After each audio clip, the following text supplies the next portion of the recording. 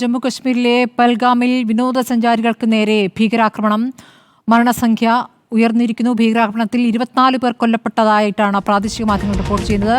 സൈനിക വേഷത്തിലെത്തിയ ഭീകരർ വിനോദസഞ്ചാരികൾക്ക് നേർക്ക് വെടിയുതിർക്കുകയായിരുന്നു എന്നാണ് വാർത്ത.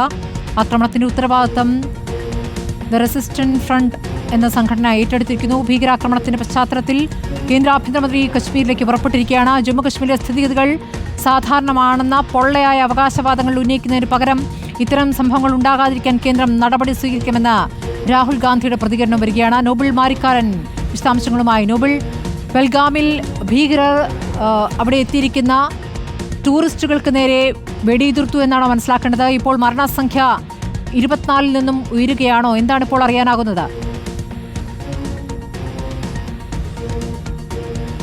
സ്മൃതി, പൽഗാമിൽ ഇന്ന് ഉച്ചയ്ക്ക് 2:30 ഈ ആക്രമണം ഉണ്ടായത്. ഒരുപക്ഷേ ജമ്മു കാശ്മീരിന്റെ പ്രത്യേക പദവി 370 എടുത്തു കളഞ്ഞ ശേഷം നടക്കുന്ന ഏറ്റവും വലിയ ഭീകര ആക്രമണമായിരിക്കും ഇത് എന്ന കാര്യത്തിൽ യാതൊരു സംശയവുമില്ല. ഇതിനോടകം തന്നെ മരണസംഖ്യ 24ലേക്ക് ഉയർന്നിരിക്കുന്നു. ആദ്യം ഒരു മരണം എന്നത് പിന്നീട് 5 ആവുകയും ഇപ്പോൾ 24ലേക്ക് ഉയരുകയും ചെയ്തു എന്നാണ് വിവരം ഉള്ളത്. അവിടെ നിന്നുള്ള ദൃശ്യങ്ങൾ ഏറെ ഞെട്ടിപ്പിക്കുന്നതാണ് എന്ന കാര്യത്തിൽ യാതൊരു സംശയവുമില്ല. അത്തരം ആൾക്കൂട്ടത്തിന് നേരെ ഭീകരർ നിരന്തരം വെടി ഉതിർക്കുകയായിരുന്നു എന്ന വിവരമാണ് പുറത്തേക്ക് വരുന്നത്. സൈനിക വേഷത്തിലാണ് ഈ ഭീകരർ എത്തിയത് എന്നും അറിയാൻ കഴിയുന്നു. എന്താണെങ്കിലും തൊട്ടു പിന്നാലെ തന്നെ സൈന്യം അവിടെ എത്തി ആളുകളെ ആശുപത്രിയിലടക്കം മാറ്റുന്ന നടപടിയാണ് ഉണ്ടായത്. പക്ഷെ അപ്പോഴും 24 പേർക്ക് ജീവൻ നഷ്ടപ്പെട്ടു എന്നാണ് ഏറ്റവും ഗൗരവമുള്ള കാര്യം. ഇപ്പോൾ ഇതിന്റെ ഉത്തരവാദിത്വം ഏറ്റെടുത്തുകൊണ്ട് ദ റെസിസ്റ്റന്റ് ഫ്രണ്ട് എന്ന തീവ്രവാദ സംഘടന രംഗത്തേക്ക് വരികയും ചെയ്തിട്ടുണ്ട്. കേന്ദ്ര ആഭ്യന്തരമന്ത്രി അമിത്ഷായുമായി പ്രധാനമന്ത്രി നരേന്ദ്രമോദി ഫോണിൽ സംസാരിച്ചിട്ടുണ്ട്.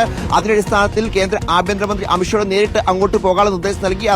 അദ്ദേഹം ഇപ്പോൾ ദില്ലിയിൽ നിന്ന് പുറപ്പെടാൻ ഒരുങ്ങുന്നു എന്ന വിവരമാണ് പുറത്തേക്ക് വരുന്നത്.